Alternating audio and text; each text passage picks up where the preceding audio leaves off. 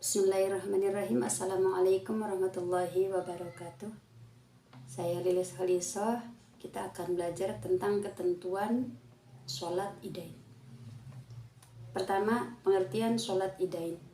Sholat id adalah sholat 2 rakaat yang dilaksanakan setiap tahun sekali pada 2 hari raya, yaitu 2 hari raya Idul Fitri dan hari raya Idul Adha.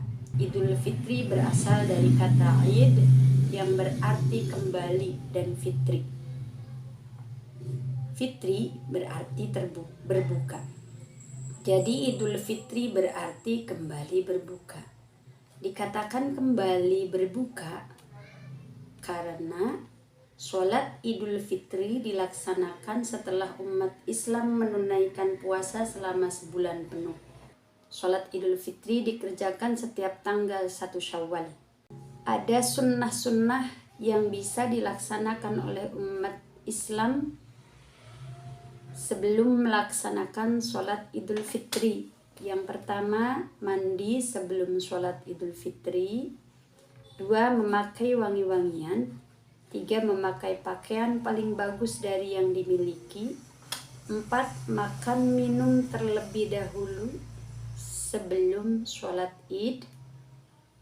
5. Melewati jalan yang berbeda ketika berangkat dan pulang dari sholat id. Mengumandangkan takbir dari terbenamnya matahari akhir bulan Ramadan sampai selesainya pelaksanaan sholat id. Kedua, sholat Idul Adha. Sholat Idul Adha adalah sholat 2 rakaat yang dilaksanakan pada tanggal 10 Zulhijjah. Rangkaian sholat Idul Adha ini biasanya dilanjutkan dengan cara penyembelihan hewan kurban. Kurban yang disembelih bisa berupa kambing, sapi, kerbau, maupun unta. Penyembelihan kurban ini dapat dilaksanakan selama 4 hari, yaitu tanggal 10 Zulhijjah hari raya Idul Adha, dan tanggal 11, 12, dan 13 Zulhijjah pada hari Tasyrik. Kesunahan yang dapat dilakukan sebelum sholat Idul Adha hampir sama dengan kesunahan yang didapat dilaksanakan sebelum sholat Idul Fitri. Adapun kesunahan-kesunahannya yaitu 1. Mandi sebelum sholat Idul Adha. Tidak makan dan minum sebelum sholat Id. Berbeda dengan sholat Idul Fitri, sebelum sholat Idul Adha tidak disunnahkan untuk makan dan minum. Yang ketiga, memakai wangi-wangian. 4. Melewati jalan yang berbeda ketika berangkat dan pulang dari tempat sholat Id. 5. Mendengarkan khutbah Idul Adha. 6. Mengumandangkan takbir mulai tanggal 10 sampai dengan tanggal 14 Zulhijjah. Kedua, hukum sholat idain. Sebagian ulama berbeda pendapat tentang hukum sholat id. Namun menurut jumhur ulama, sholat Idul Fitri hukumnya sunnah muakkad. Artinya sangat dianjurkan untuk dilaksanakan. 3. Tata cara sholat idain. Syarat-syarat sholat id sama dengan syarat sholat fardu. Yang membedakan dengan sholat fardu adalah niat, jumlah takbir, dan waktu pelaksanaannya. Adapun ketentuan pelaksanaan sholat id adalah 1. Sholat id terdiri dari 2 rakaat. 2. Sebelum sholat id tidak disunnahkan azan dan iqamah serta sholat sunnah qobliyah atau ba'diyah sesudahnya. Sholat id sebaiknya dilakukan dengan berjamaah. Sholat id lebih baik dilaksanakan di masjid jika dapat menampung seluruh jamaah. Tata cara pelaksanaan sholat id antara lain. 1. Niat sholat id. Niat sholat id dalam hati bersamaan dengan takbiratul ihram, namun disunnahkan melafalkannya. 2. Membaca doa iftitah sebagaimana iftitah sholat fardu. 3. Takbir 7 kali, dan diantara takbir disunahkan membaca tasbih. 5. Membaca Al-Fatihah dan dilanjutkan dengan membaca surat pendek. Adapun yang lebih utama ialah membaca surat Al-Qaf atau surat Al-A'la. Setelah membaca surat dilanjutkan ruku, i'tidal, dan diteruskan sujud 2 kali seperti dalam sholat wajib hingga selesai rakaat pertama.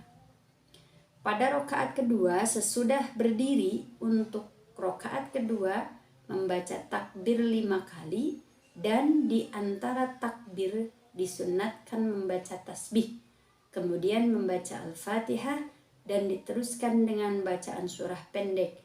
Adapun yang lebih utama adalah surat Al-Ghasyiyah.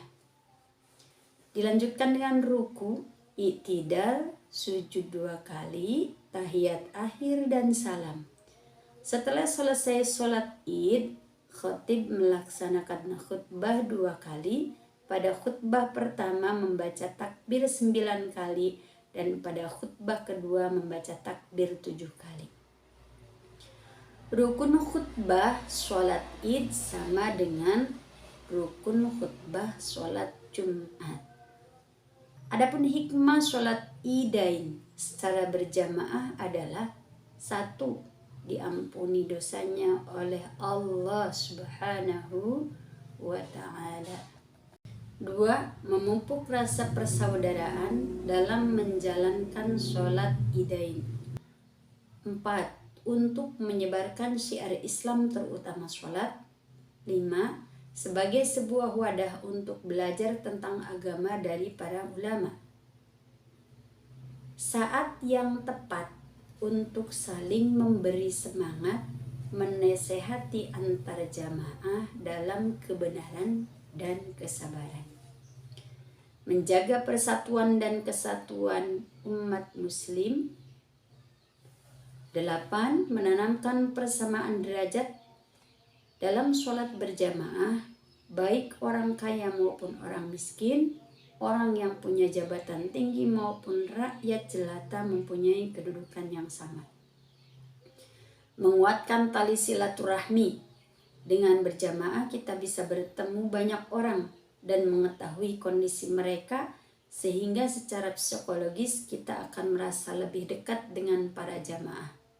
Hal ini dapat menguatkan rasa kasih sayang kita kepada sesama. Demikian video pembelajaran untuk ketentuan sholat idain. Terima kasih. Wassalamualaikum warahmatullahi wabarakatuh.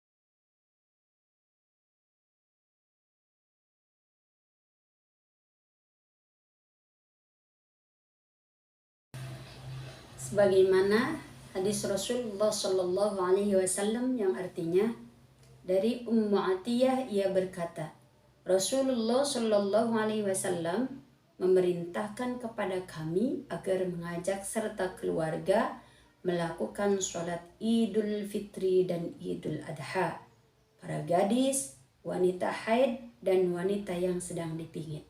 Hadis riwayat Muslim. 3. Tata cara sholat idain. Syarat-syarat sholat id sama dengan syarat sholat fardu. Yang membedakan dengan sholat fardu adalah niat, jumlah takbir, dan waktu pelaksanaannya. Adapun ketentuan pelaksanaan sholat id adalah 1. Sholat id terdiri dari 2 rakaat. 2. Sebelum sholat id tidak disunahkan azan dan iqamah serta sholat sunnah qobliyah atau ba'diyah sesudahnya. Sholat id sebaiknya dilakukan dengan berjamaah. Sholat id lebih baik dilaksanakan di masjid jika dapat menampung seluruh jamaah. Tata cara pelaksanaan sholat id. 1. Niat sholat id. 2. Niat sholat id.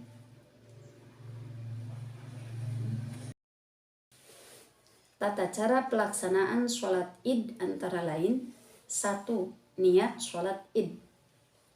Niat sholat id dalam hati bersamaan dengan takbiratul ihram, namun disunahkan melafalkannya. 2. Membaca doa iftitah sebagaimana iftitah sholat fardu. 3. Takbir 7 kali, dan di antara takbir disunahkan membaca tasbih.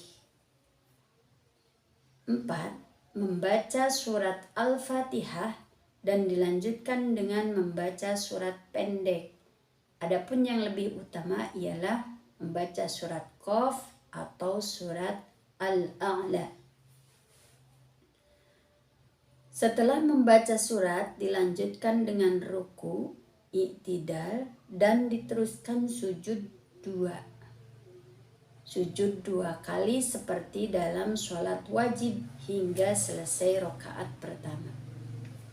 Pada rakaat kedua, sesudah berdiri, untuk rakaat kedua membaca takbir 5 kali, dan di antara takbir disunahkan membaca tasbih, kemudian membaca surat Al-Fatihah, dan diteruskan dengan bacaan surah pendek. Adapun yang lebih utama adalah surat Al-Ghasyiyah. Dilanjutkan dengan ruku, i'tidal, sujud 2 kali, tahiyat akhir, dan salam. Setelah selesai sholat id, khatib melaksanakan khutbah 2 kali. Pada khutbah pertama membaca takbir 9 kali, dan pada khutbah kedua membaca takbir 7 kali.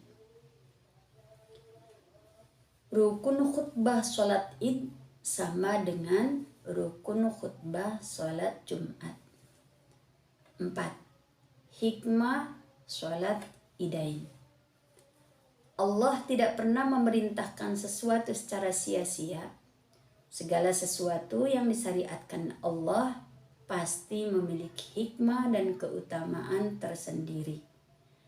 Adapun hikmah sholat id secara berjamaah adalah 1.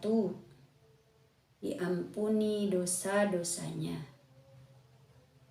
Yang kedua, memupuk rasa persaudaraan. Dalam menjalankan sholat id disunahkan secara berjamaah sehingga dapat memupuk rasa persaudaraan sesama muslim. 3. Saling mengenal. Dengan berjamaah kita akan saling mengenal dengan jamaah lain. 4. Untuk menyebarkan syiar Islam, terutama sholat. 5. Sebagai sebuah wadah untuk belajar tentang agama dari para ulama. 6. Saat yang tepat untuk saling memberi semangat, menasehati antar jamaah dalam kebenaran dan kesabaran. 7. Menjaga persaudaraan dan kesatuan umat muslim. 8. Menanamkan persaudaraan, menanamkan persamaan derajat dalam sholat berjamaah, baik orang kaya maupun miskin, orang yang punya jabatan tinggi maupun rakyat jelata mempunyai kedudukan yang sama. 9. Menguatkan tali silaturahmi Dengan berjamaah, kita bisa bertemu banyak orang dan mengetahui kondisi mereka, sehingga secara psikologis kita akan merasa lebih dekat dengan para jamaah. Hal ini dapat menguatkan rasa kasih sayang kita kepada sesama. Sekian, mudah-mudahan ada manfaatnya. Billahi taufiq wal hidayah. Assalamualaikum warahmatullahi wabarakatuh.